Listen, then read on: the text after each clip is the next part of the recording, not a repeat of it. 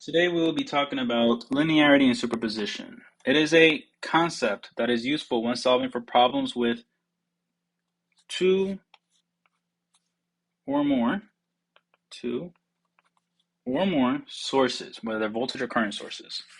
To solve for voltage of interest, for example, the voltage of interest would be equal to the summation of that voltage of interest due to each source alone.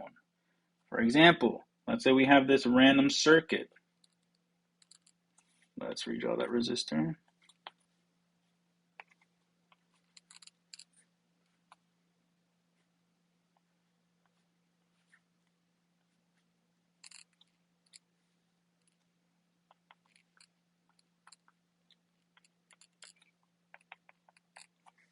Okay, so let's say we wanted to know what Vx was. Vx would be equal to what Vx is due to Vs1 alone plus Vx due to Is1 alone. Now, you might be asking, how do you know what Vx is due to each source alone? Good, that's a good question. This is Vx value when all sources are zero out except Vs1, which makes Vx subscript Is1. This is Vx value when all sources are zero out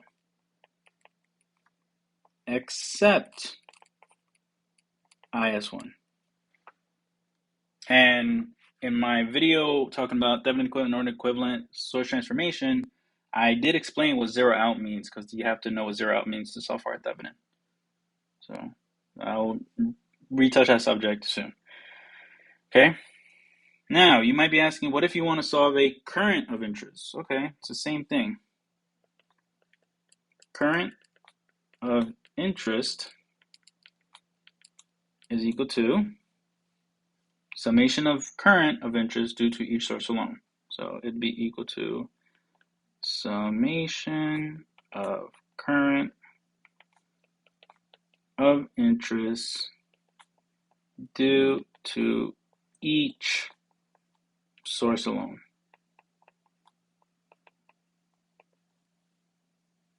For example, if I wanted to know what Ix, let's say I wanted to know what Ix is, then Ix is my interest, current of interest. It would be equal to Ix due to Vs1 and Ix due to Is1 alone, where Ix subscript Vs1 is the Ix value when all sources are zeroed out except Vs1. Ix subscript Is1 is the Ix value when all sources are zero out except Is1. Let's do a practice problem. The practice problem that we're going to be solving for today is called example number 213.2. I am given this circuit. Whoops.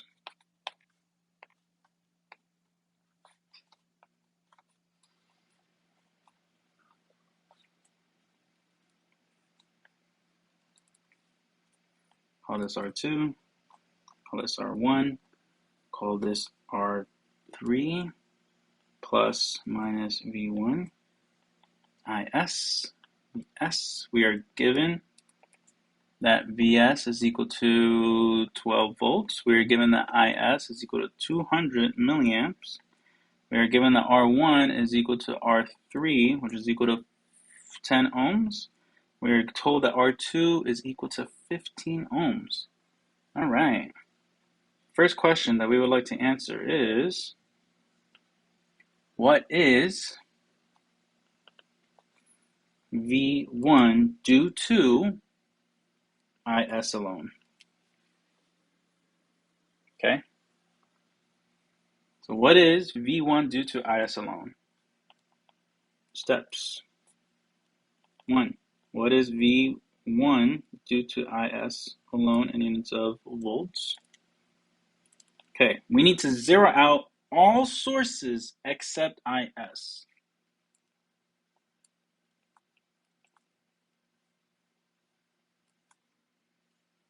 Except IS. So that means we look at the voltage source, make it a wire. So now it's a wire. And now we have this drawing.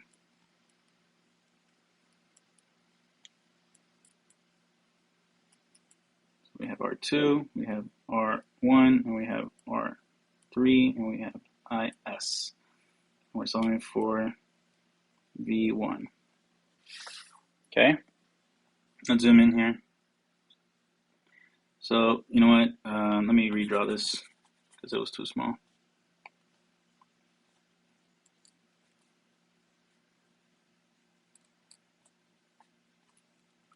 Or it was not neatly done, I think. R2, R1, R3 plus minus V1 IS. Okay? So we're solving for V1. After you have zeroed out all other sources except IS, which we did, VS became a wire, which is shown here. This is the wire. So now we just need to use Ohm's law, KVL, KCL, current divider law, voltage divider law. We can use mesh analysis, node analysis. We can use Thevenin equivalent circuit, Norton equivalent circuit, source transformation, whatever you want to solve for V1 due to IS. Okay, so this is step 2. Use any laws, analyses, equivalent circuits, source transformation to find V1 due to IS. And how do we do that? Well, it's opinionated. Not all humans are going to have the same approach. For example, I want to simplify my circuit. So to simplify my circuit, I'm going to draw it another way. I'm going to draw it this way. Maybe something pops out to you all.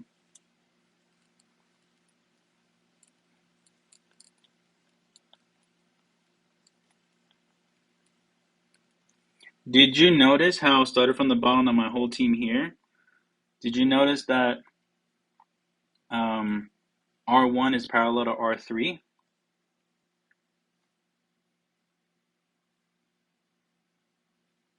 So I'm just drawing R1 and R3 in parallel to each other. And then, did you notice that this region is parallel to this region, which is parallel to this region?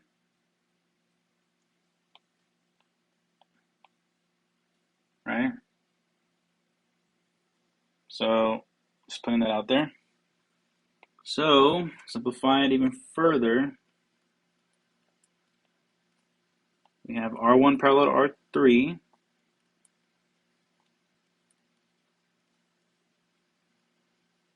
And so we have here IS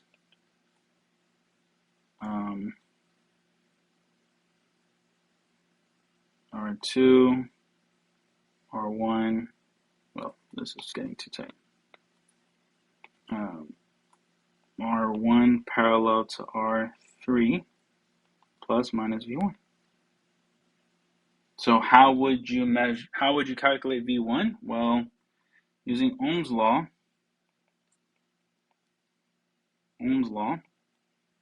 V1 is equal to negative IS times R1 parallel to R3. It's negative because IS is going clockwise and it's going up V1. In Ohm's law, there are two drawings. Let me just remind you.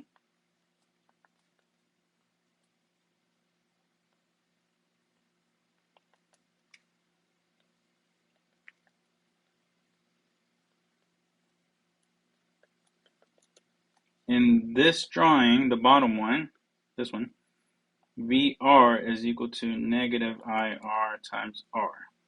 Therefore, using Ohm's law, V1 is equal to negative IS times R1 parallel to R3.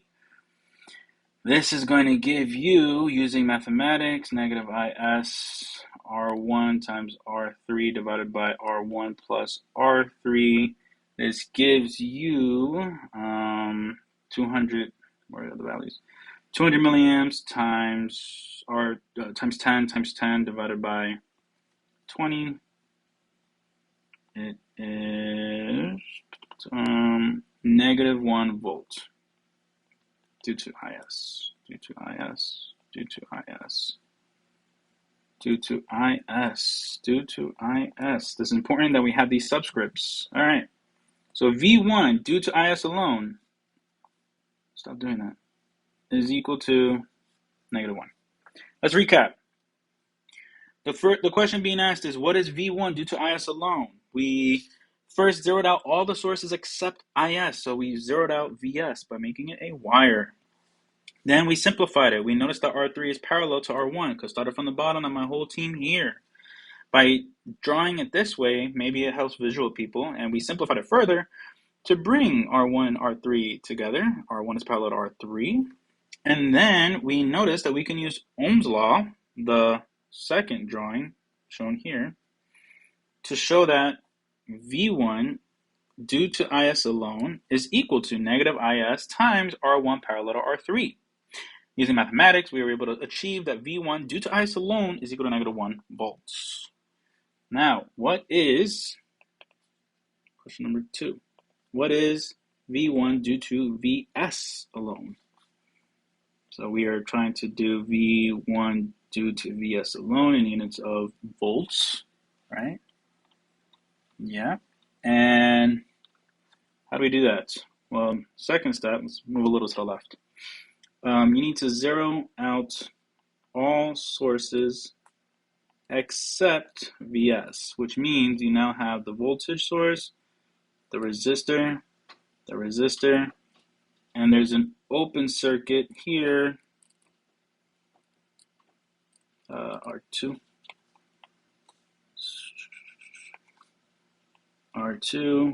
R1, call this V1 due to VS, R2. Notice the open circuit here, because we have replaced the current source with an open circuit. So I can simplify my circuit so that now I have I can remove R2.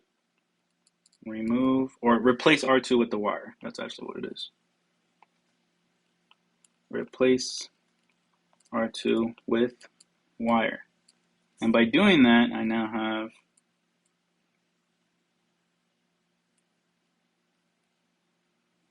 if I replace it with the wire, it's just, right? And since I replace it with the wire, I could just move this node here because this is one node. So really, this circuit here is just, simplify. It's really just, that's all it is.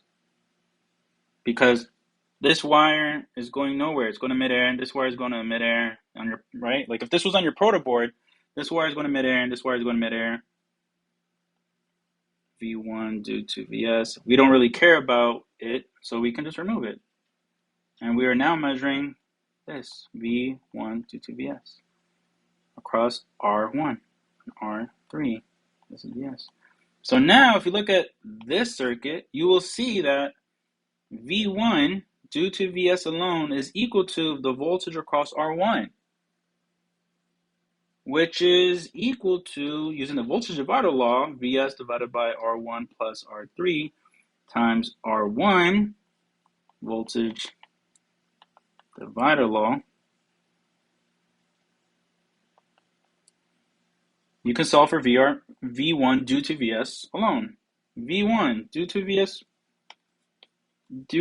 Vs alone is equal to 6 volts. Again, we were being asked what is V1 due to Vs alone. So we replace the current source with an open circuit because you're supposed to zero out all your sources except for Vs. So the current source becomes an open circuit. We then realize we can simplify the circuit by replacing R2 with the wire. So we replace R2 with the wire. And we notice this is just a wire going to midair. This is just a wire going to midair. Let's take it out of our protoboard, out of our circuit. And now we notice that V1 due to Vs alone is simply the voltage across R1. And using voltage divider law, we can solve for VR1, as shown here. So V1 due to Vs alone is 6 volts. Now, the last question. I don't know why my iPad's doing this. Question, what is going on? Question number 3. What is total value of V1? Another way to ask this is equal to, what is V1?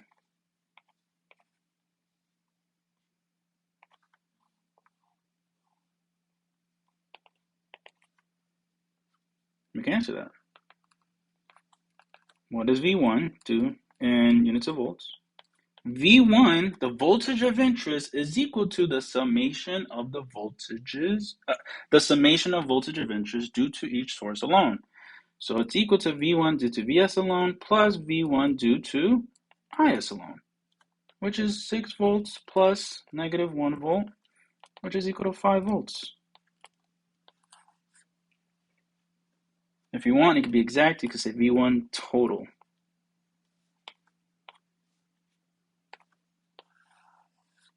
That's it.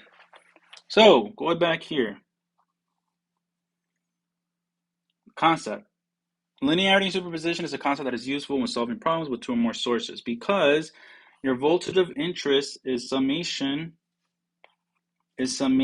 of voltage of interest due to each source alone. Similarly, current of interest, which we didn't do in this problem, but maybe in your exam or in your worksheets, current of interest is the summation of current of interest due to each source alone.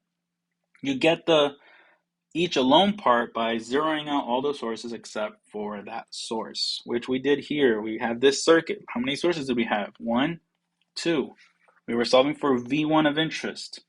At the very end, you see that we found V1 due to Vs alone and Is alone. All right, thank you for joining.